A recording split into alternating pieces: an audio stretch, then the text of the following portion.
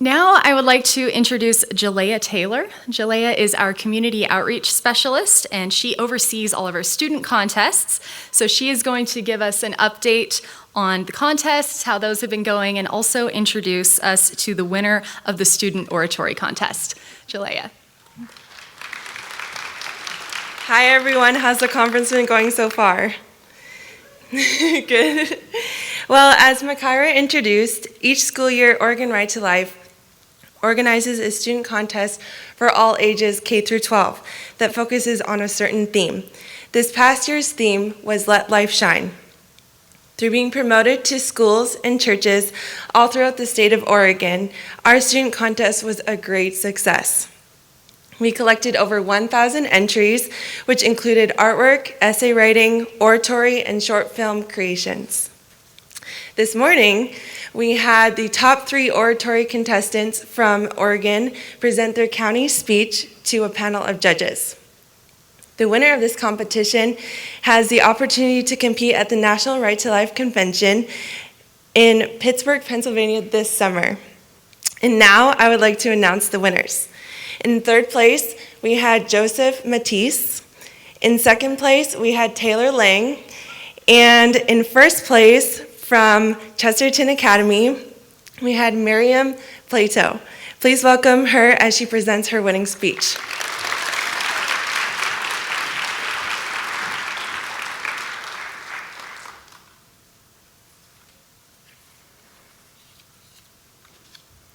It is the 4th of March, 2023.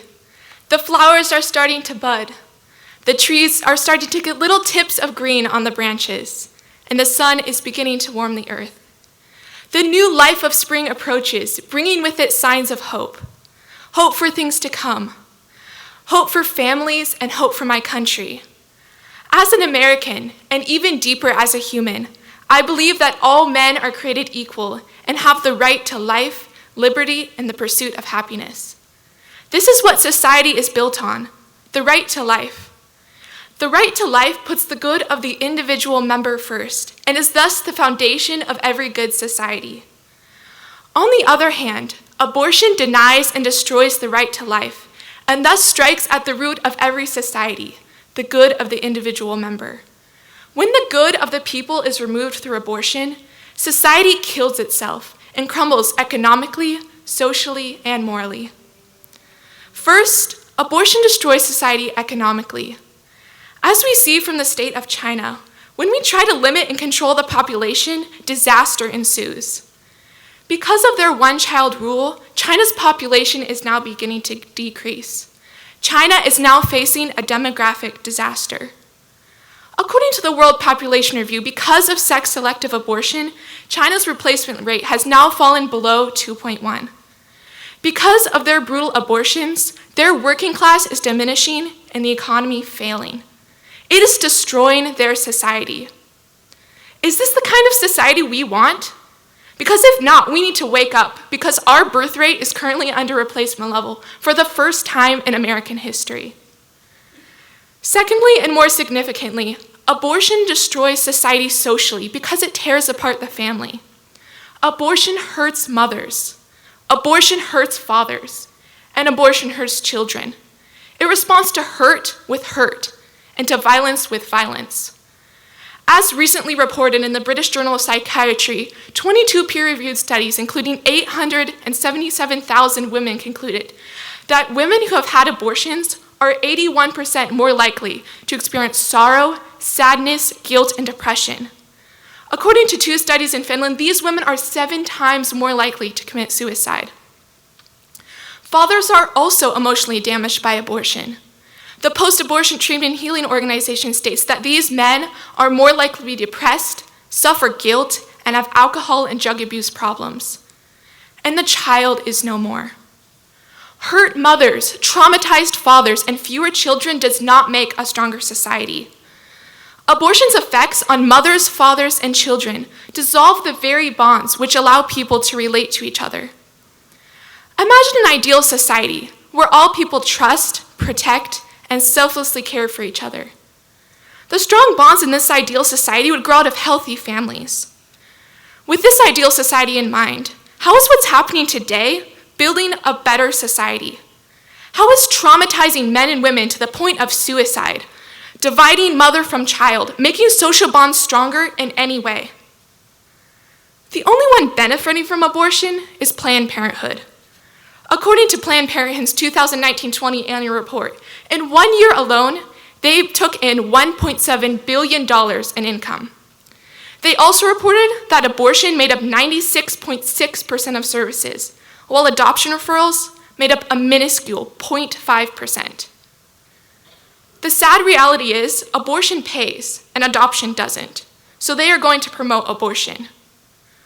Although it is horrifying to add up the lives of children based on their monetary value, this is what Planned Parenthood is doing. They're treating the lives of innocent children like numbers on a screen that produce profit. It is cruel and inhumane. Now, what if I told you that you were helping fund this cruel business? Planned Parenthood receives $1.74 million per day from taxpayer money. $1.74 million per day. This money is being used to tear apart our society from the inside. And as of today, our government has made you the means by which this cruel business operates. This must stop. And now my most crucial point.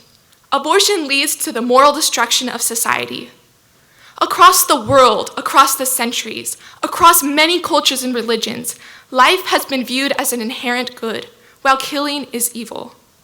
From Confucius to Socrates to Gandhi, many great thinkers in society throughout all of human history have stood up for life. Life has been defended from conception in many religions, including Islam, Buddhism, Hinduism, Judaism, and Christianity. Because life is a fundamental right that is valuable and sacred.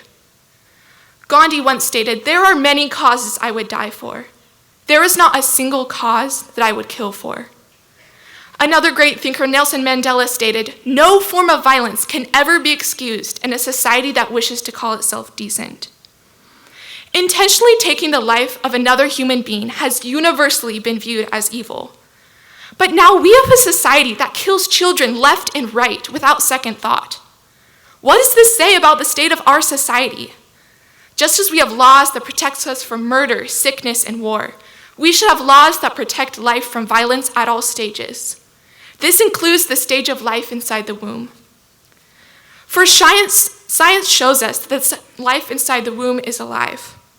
It develops eyes, ears, the spinal cord, and brain, all in the first 6 weeks. Medical journals agree that around 5 weeks after conception, the child's heart rate can be detected. According to a 2020 study called Reconsidering Fetal Pain, the child can feel pain as early as 12 weeks. These tiny humans are not inherently different from you and me. They deserve life. However, that does not mean that choosing life is always easy. No one can deny that many women who seek abortions are hurting and desperate. But abortion is not the solution. Violence is not the solution. Killing is not the solution. As Martin Luther King Jr. once said, "Returning violence for violence multiplies violence, adding deeper darkness to a night already devoid of stars." Overall, abortion is a tragedy that is rotting society from the inside out. It is detrimental economically, socially, and morally. By taking an innocent person's life, it is breaking apart the bonds of society, causing it to crumble. Yet all hope is not lost. Just as we see signs of new life and hope in the approaching spring, we see signs of hope all around us. I am hopeful for the future. The pro-life generation is making major gains. Roe v. Wade was overturned and is a cause for joy and hope. But until all 50 states defend life at all stages, we must not be silent. We must not stop working to defend life and bring love to every human being. As Martin Luther King Jr. said, "Darkness cannot drive out darkness. Only light can do that. Hate cannot drive out hate. Only love can do that." Thank you.